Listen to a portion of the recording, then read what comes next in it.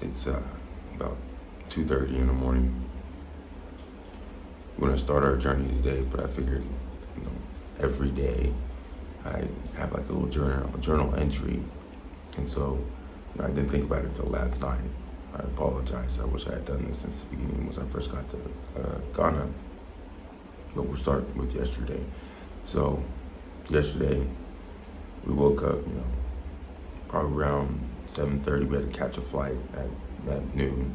So I figured, we had been up late before. We started really early the day before. Started like 4 in the morning to go catch the sunrise in Accra up on the mountaintop, and then we also made it and saw also the sunrise at the beach as well. So we literally went from like one part of Accra to the complete opposite side, which was cool. Then we also went to Labardi Beach, went to the Labardi Beach Hotel, and then spent some time out on the beach, which was fun. It was also extremely draining. We ended up in Airport City because we had to catch our flight. But yesterday, we woke up, we had our breakfast. We had to go exchange some money, so we did that first thing in the morning. Went to a little black market, and what the black market is, you just go to the side of the street, and then someone on the side of the street has a pocket full of money, and then you give them. I just transferred $100, and then right on the side of the street, I actually got a better rate than if I went to a money exchanger. And the reason for that is that I had a $100 bill, and they know that the $100 bills are worth more than the Ghanaian cedis.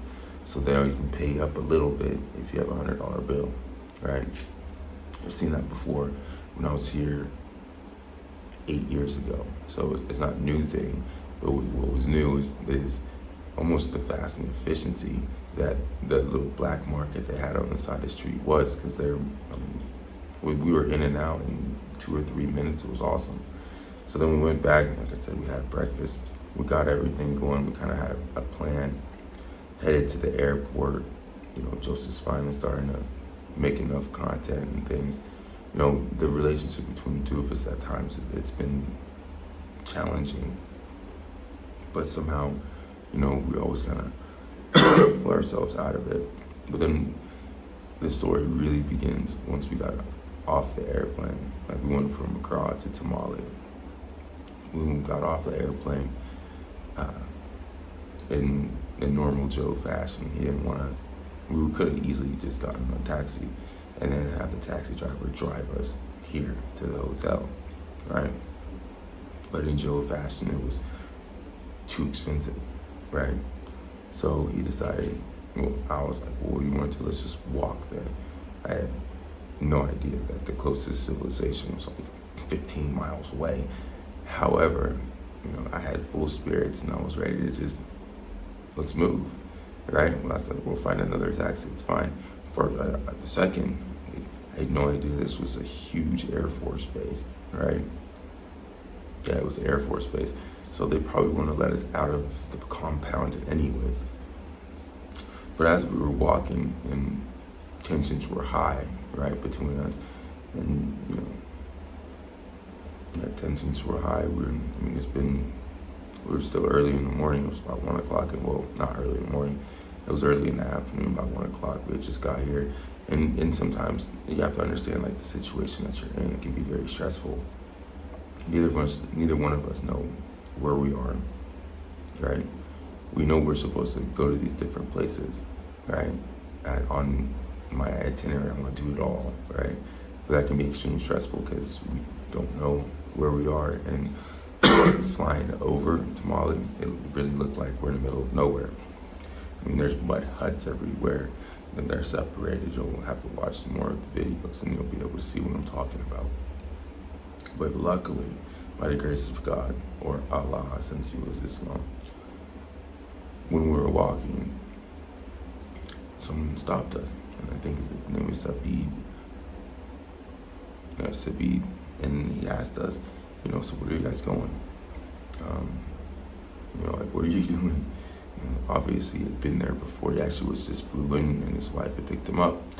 And it's quite obvious he knew that we were walking into the middle of nowhere. and there was no return, and we would just be walking for the next. We'd probably still be walking right now, right? That's how far it was in the hot sun. Like, it's not like super hot, but it's extremely dry. Like, I'm having hot problems with my throat and everything just because it's like, it is straight dry. Eyes hurt. So they offered us a ride, and then once we got into the car, they're kind of, wanting, your typical, who are you? What's your plans, and where do you come from? I was like, I'm up here. I wanna go see every slave site. That's kind of like my pilgrimage, or it's more or less my gift to everybody else to do this like massive adventure when I like to do it. But then too, there is a spiritual side behind it, and I'm a firm believer that education to save a nation start with education. So what better way to educate, right? Besides walk the steps myself, right? I'm not look, you can believe what you want to believe, but I'd rather go to the place and see it for myself, and then I can make my own conclusion, right? So that's kind of what I wanted to do for myself as well, is to come up here and really try to tap spiritually into my past, right? I'm not sure I'm 100% Ghanaian, but at least me tapping into this past of like going up here and go to different slave routes, because that's what I'm trying to do. And not like, we're gonna go to this one and then we'll go to that one. No, I was like, no, I wanna go to all of them, right? So with Sabib, right, he took us to his house, right? He has no reason to do this, right? But he did it anyways. And I thought it has to do with his culture, right? And I forgot who it was. I think my buddy Paul was saying, a Muslim, if they take you, then they take you in for 3 days or something like that, or however many days. Like, I'm probably badgering it, but anyways. So he took us in, and my hotel was still far. We still had to come to the hotel, but he literally took it upon himself to be the gift from God, right, that I needed in order to accomplish this massive journey of mine. Because we're going from the very top. Well, I don't know how very top we are, because we're going to be traveling north just to go see some more sites all the way down to the slave castle. So I wanted to truly experience, to the best of my ability, what it would have felt like to be a slave, right? So I want to walk their steps. I want to touch the same dirt that they did, and do this. It's just like again, it's a spiritual thing for myself, but hopefully it's a spiritual thing for more people than just myself. And as Joe and I call it, we call it our pilgrimage now, right? Well, it was awesome that told me first. It's like, yeah, you go on your little pilgrimage, and which is true, because a lot of other religions, they have, Israel, they have, then you have Mecca, and then you have, with the Buddhist monks and everything. But for us, the people of diaspora that left the coast of Africa onto the coast of the Americas, we can be told a lot, but this could be our beginning of something that could live on forever. Like, everyone that went through the diaspora had to take a walk and go through our own pilgrimage, because it's very unique to any other culture. It's only ours, right? Now, again, like I said, there's hundreds of castles, right? I think there's 49 different castles, whatever, from the coast, and that's just Ghana. So the coast was full from basically the Congo up. So like, I'm only one person. It's only one mission, but it would be great to even like go and do the same thing in different countries. But let me get back to where we're at. So after Sabib, he brings a friend over, someone that he trusts, and mind you, he didn't ask for anything, right? So while we were complaining about giving 70 cedis to a taxi driver, God just left us a gift, right? And he came and picked us up and drove us to his house, organized everything. He didn't ask for a penny, right? On the contrary, like, I even asked how much, and the guy said, don't worry about it, we'll talk tomorrow. And this is the Sabib's friend who drove us from Sabib's house all the way to the hotel, which was like a 30-minute drive. So just being able to come out here and feel that welcomed is weird, because we're really in the middle of nowhere. The other thing that I've really noticed is it's weird. Like I said, this is more of an Islamic community, right? Because everyone's wearing Islamic attire, which is fascinating how many women that I see, right? Like in Accra, they're kind of hidden behind, who knows? I don't know where they are. I can't find them. Everyone's usually asking, so what about the girls? What about the girls? I'm like, I don't know where they are, right? They're gone, they're disappeared. But up here, they're everywhere. And I say that in like more of a women empowering sense, instead of like surprising. I'm like more, because the women, they look very self-sufficient up here. Like you'll see them riding their daughters on the motorbike, or them with their kids on the back, or like I've just seen them extremely lively too. Right? I've seen happiness, and it's weird because there's nothing up here. But like as we were driving yesterday, I was looking to the side, and there was this group of maybe like 20 women just having a grand old time, like they're in their spiritual traditional attire.